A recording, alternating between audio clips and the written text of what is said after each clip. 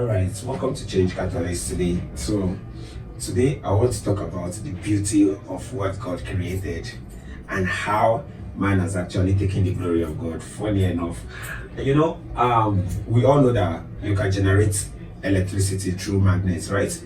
We know you can use salt water to generate electricity.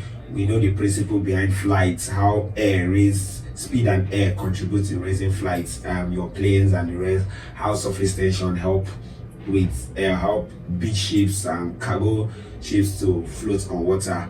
And most my problems are now, and these are beauty of life, right? And most times we give credit to science for all these. Okay, how do wave travel?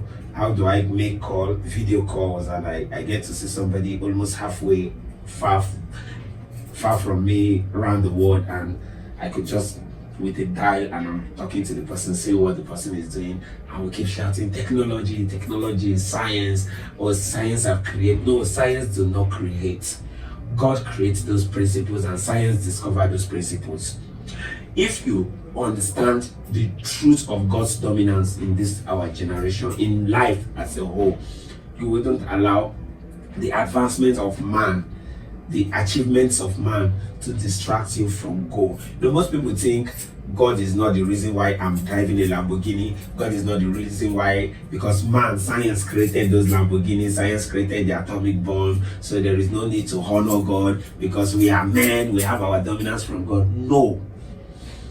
Not to preach, but every principle that was discovered by science were created by God. Albert Einstein said, if there is a man that directs my life, if you tell me there is a man that directs my life, I would say it's a lie. Nobody determines what my life would look like. But if you tell me that there is a God up there that keep principles for me to come and discover, hidden truths for me to come and convert to other resource, other beautiful stuff to use, I would admit that was his admission of having a God in heaven.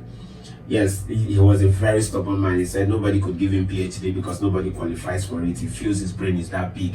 He's the person that thought he think like God, and he later submitted that there is a God that kept what he's discovering, not creating what he has created or he has discovered.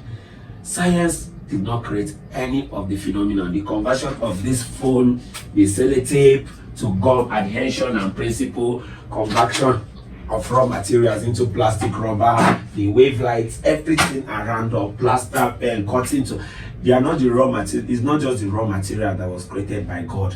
God gave the raw materials certain properties that when under heat will convert to this.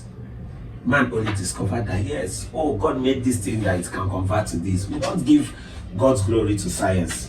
Well, that's as a way to tell people that God is still God. Science is only a follow-up or a better way to understand who God is. If there was no science, we would not understand God. When Jesus Christ moved up, when he ascended to heaven, I would say, how would you break gravity?